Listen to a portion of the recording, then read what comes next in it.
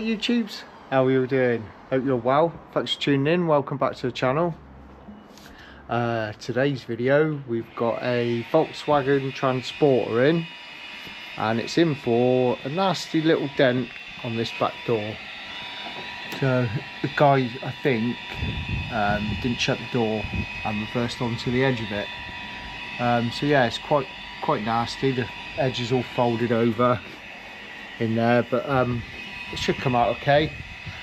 A little bit of a pain in the butt there with that lock in there, but it's riveted in, and yeah, to get it all out I'm gonna have to take all that out. You have to take all that out to get this handle out, so I'm leaving this in as well. I'm just masking this, but we're just going to paint, obviously repair this dent, paint this door and blend into this door. So we'll be painting both doors on this.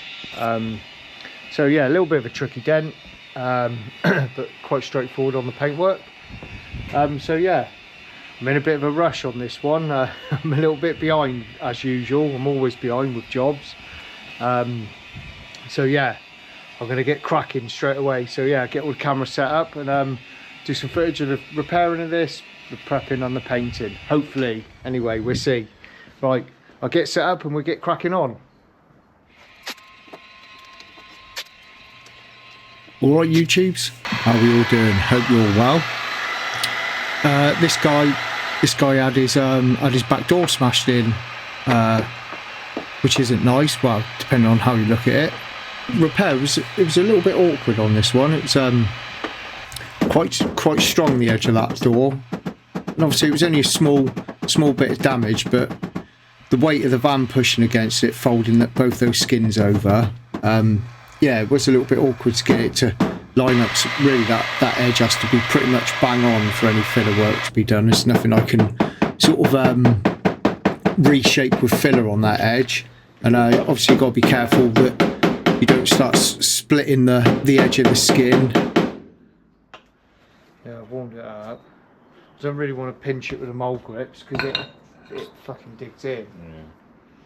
And the other way is to get the eyes on it and get the thing on and pull it round. Yeah. Instead of trying to hit it. So I'm trying to minimise the amount of damage that I do to the back of it. So I did use a plastic hammer initially, but it just wasn't heavy enough, so I've had to get the bigger hammer out now, and I'm just trying to get that edge straight. See, that's out too far now, see? Yeah, look at it. It's straightening. Yeah. Look down at it and he's flattening off. I know, but you need to get that round then to get it in. Yeah.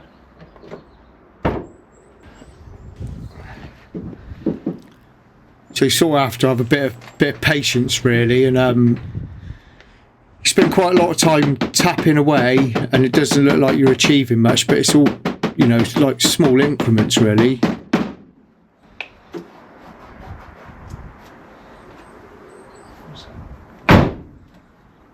So I'm going to have to pull that, I reckon.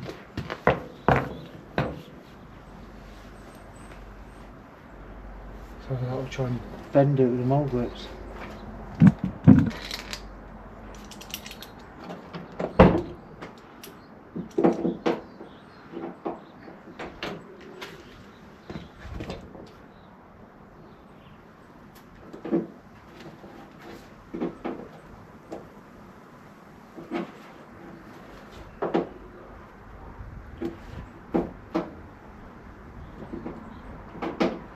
Got to be right where it joins, like, so it's just right next to the panel, isn't it? Yeah. So it's not even like you can really... No, clag it out. No. You got to have the shape right and the right ballpark to be able to...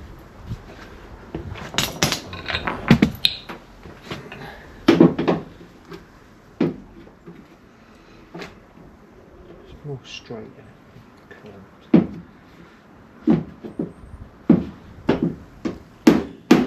So yeah, a bit more tapping around, sort of tapping out, tapping in, where it sort of was quite a sharp fold in that, where both skins are folded over.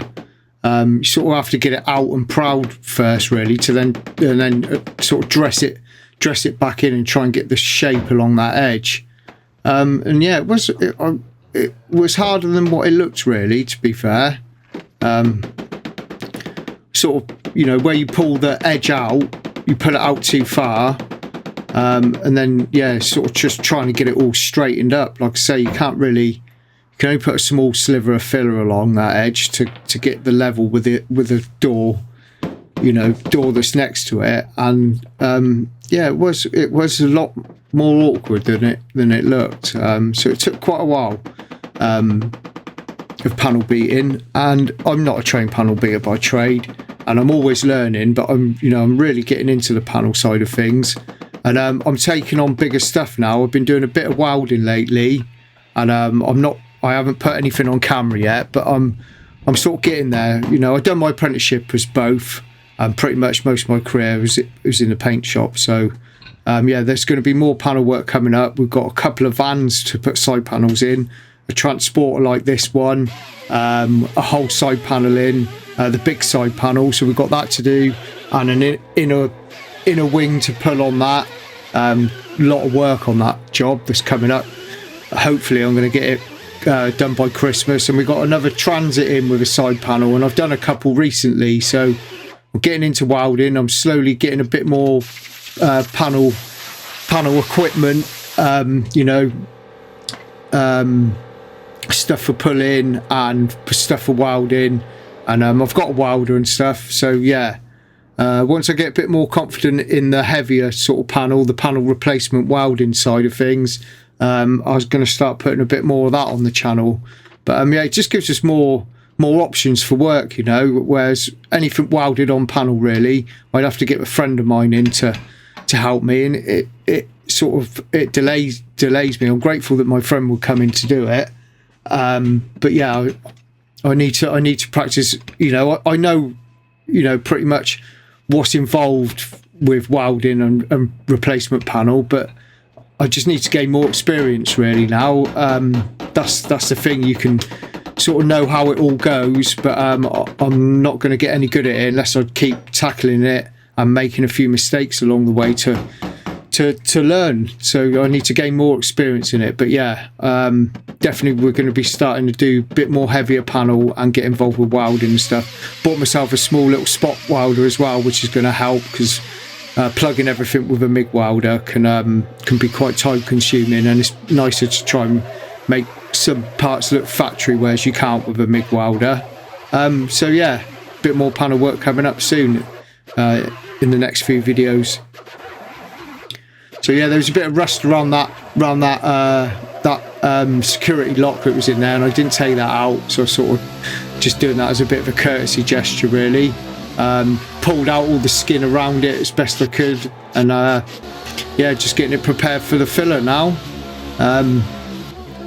DAing around it with 120 grit, feathering out all the grinding marks, and yeah, it was a little bit tricky having to fill around that lock, but it just wasn't worth the hassle trying to remove that deadlock, really, so I worked around it.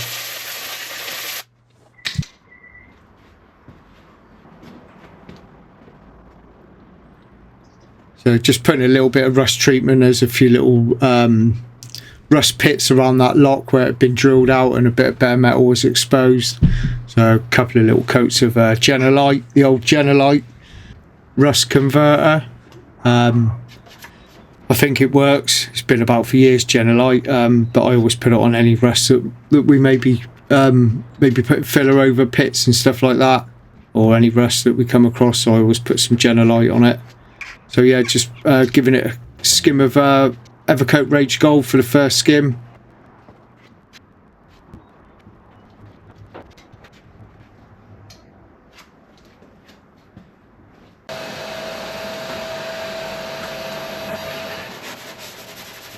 So sanding the first skim out with that's 80 grit on there on the block, and it's fairly easy to rub. It's not the easiest, but it's pretty decent. It's quite a good bulking up filler, and yeah, it does the job really well. And then I thought I'd almost got the shape there, so yeah, just need a little more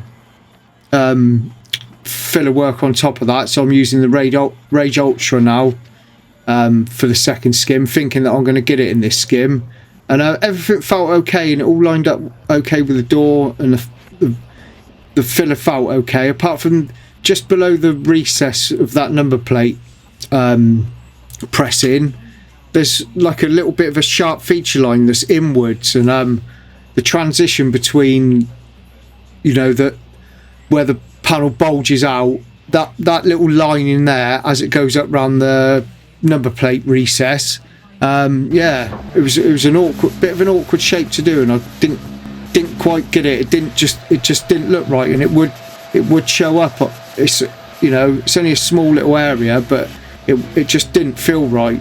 So yeah, I had a little bit of trouble with that part of it, but the rest of it repaired okay. It was all right.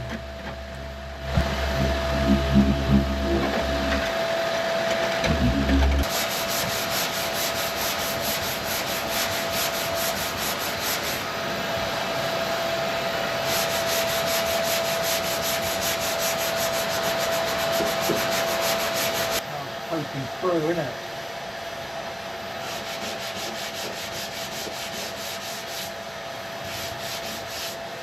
What was that? Where the place to through? Oh, above here, it's getting this little swage in it here. It's awkward. Want to cut this or whatever? Nah, it's alright.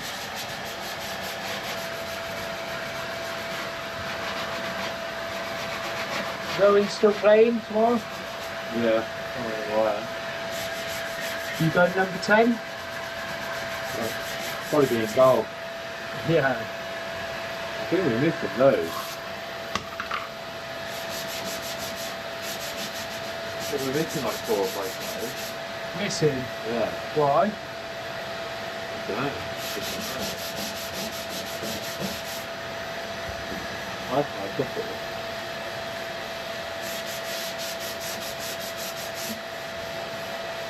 Oh, I'm gonna have to skim that. So I know it just won't look right.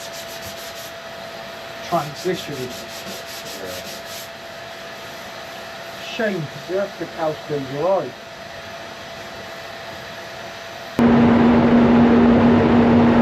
So I'll give it one more skim. I had to give it a skim, and then we noticed there was another little bit of damage further on up the door there. As you can see, another bit of filler in there. So yeah, it was a bit pushed for time. I didn't record those bits. All the preparation of the doors, so all the doors are prepped for painting. Just 800 grit and grey scotch and 1,000 grit soft pads going around, and I took the handle out in the end. I managed to get round it without having to take all the mechanism out. It's a bit awkward, but got it out, and it's a bit of a better job to have that handle out. So yeah, just the usual Mipa high build primer, Mipa 4+1 it's called, and I put 3.5 coats on, put a half coat, and then 3 wet coats. So yeah, that's it. All repaired and up to the primer stage. So that'll be it for this video. Up to the primer stage. Next video I'll show the primer preparation and the spraying of it, and I had a couple of runs in this job, so I'll also be showing you how I got them runs out on this job. They were nothing sort of major, but yeah, a bit of a detailed explanation of how I get the runs out, and that'll be it. So yeah, thanks everyone for watching. I really appreciate it, and I hope you enjoyed it. Makes a change. This one's quite a short video for me, so yeah, the next one's going to be a bit longer, but yeah, thanks for sticking around, thanks for watching, and we'll see you again in the next one. Look after yourselves. Cheers.